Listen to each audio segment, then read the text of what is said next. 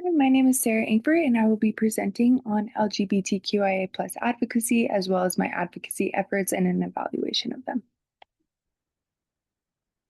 So first of all, it's very important to consider cultural aspects. Socioeconomic status and cultural play a large role in the acceptance or denial of a person who identifies as an LGBTQIA plus member. It's very important to consider that different cultures and religions have different rules about being LGBTQIA, and fear of exclusion exists among this community and can be seen through many reports of microaggressions and different types of discriminations. Looking at challenges faced, it's very important to consider that this community has a history of discrimination and oppression, which leads to stigmas surrounding reaching out towards resources or actively participating in community surveys. These challenges can be seen in different healthcare, such as mental health or just general healthcare efforts, employment opportunities, housing efforts, and education. Research highlights that these institutional discriminations are present today. Factors that contribute to this community's resilience are identified as affirming healthcare that actively works to understand these clients and is not discriminatory against them. Services that address the disparities and prevalent issues for this group are essential to developing a sense of self acceptance and self worth throughout this community. A study conducted by Rivera identifies that inclusion with LGBTQIA plus community events, diverse staff, and inclusivity trainings really help to contribute to this community's resilience. Networks and advocacy efforts lead to a strong sense of community belonging for this population. Looking at their evolution of marginalization, it's very essential to consider the historical context. Looking at the LGBTQIA plus community specifically, it's important to know that they have been wrongly characterized as mentally ill throughout history. This has resulted in many different malpractices, for example, listed on my PowerPoint, such as conversion therapy, non consensual surgeries, and aversion therapy, but this is just the start of it. In 1973, homosexuality was officially removed as an illness from the DSM, but it wasn't until 2003 that same sex marriage became legal after Lawrence versus Texas. Looking at today's current societal approach, advocacy efforts can be seen in media, workplace, religious fields, and in public health fields. Diversity training and cultural competency is promoted to um, promote LGBTQIA plus affirming care. This increases their opportunities for resources that actively address the needs that are affecting them. Awareness spread has also been seen throughout current societal approaches, and these efforts are on an individual, organizational, community, and policy level. Looking at the impacts of social policy on the wellness of this community, it's very important to consider the different three levels of policy. Looking at local policy, it's very important to consider that this can extremely vary from even just county to county. But local policies may look like discrimination prohibited in schools, in workplaces. This may also look like policies on restroom access, safety for the LGBTQIA plus community, and actively against discrimination towards this community.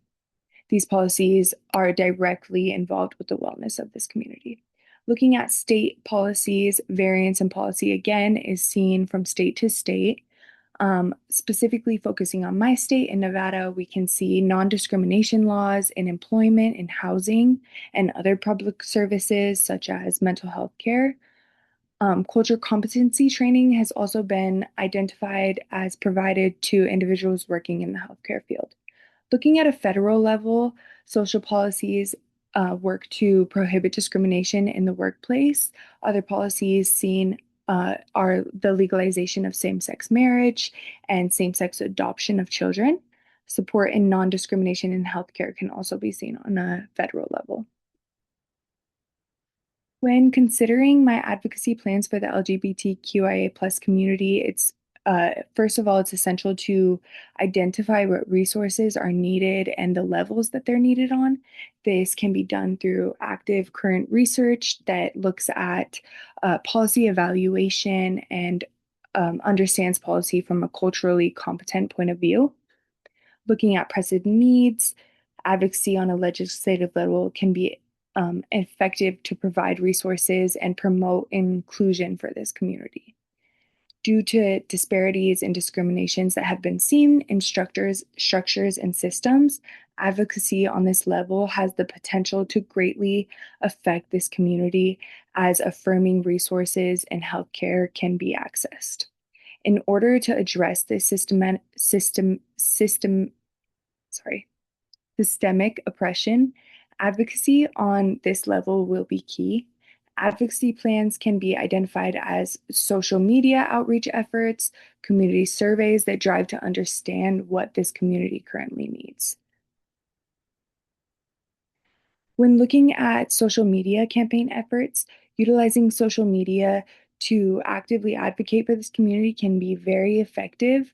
Using different negotiation tactics, such as um, using things that you know this community is currently in need of, providing education and maybe persuasion can be very effective to engage this community and others.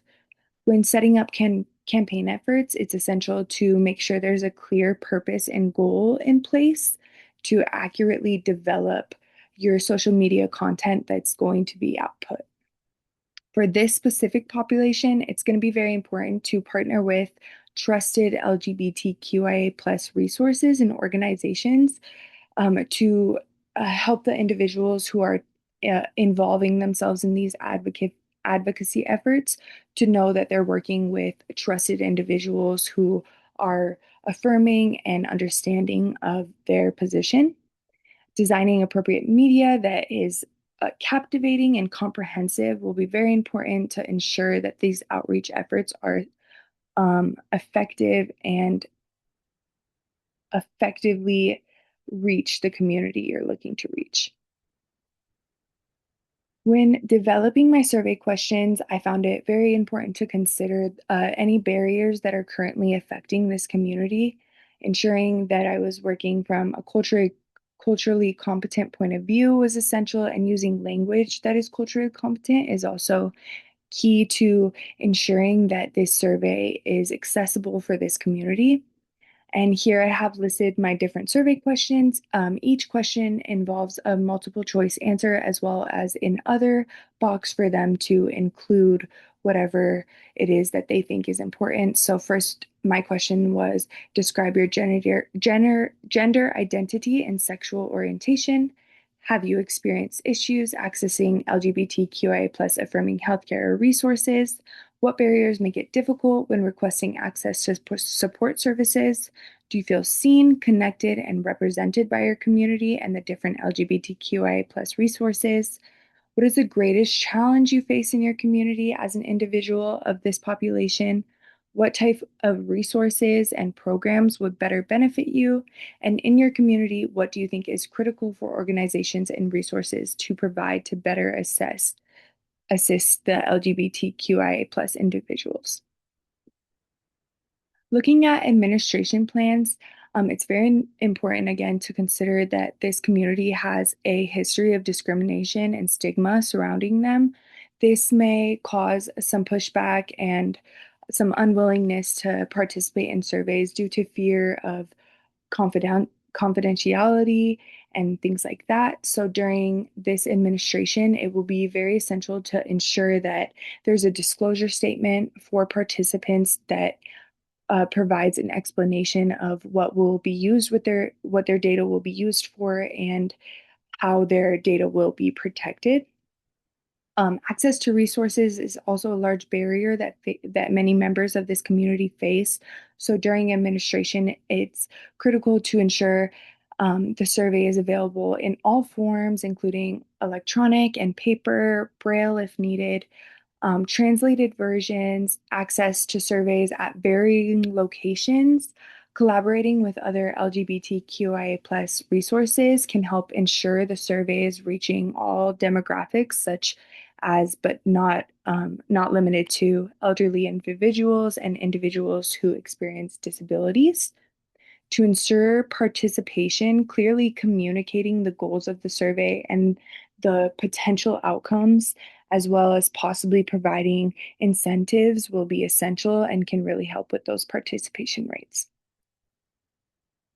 Looking at my survey and the evaluation of my results, um, it is essential to consider that it was only provided to a population in Nevada, and it is critical to consider that this population's needs vary from place to place. But considering my survey, I found that there was a few evident pressing needs, such as transportation issues that act as a barrier to accessing these resources. Lack of knowledge of resources for the LGBTQIA plus community was also identified. And I also was able to see that the LGBTQIA plus members would like to see more group events and gatherings at local organizations. And again, this really helps build a strong sense of community and self-acceptance.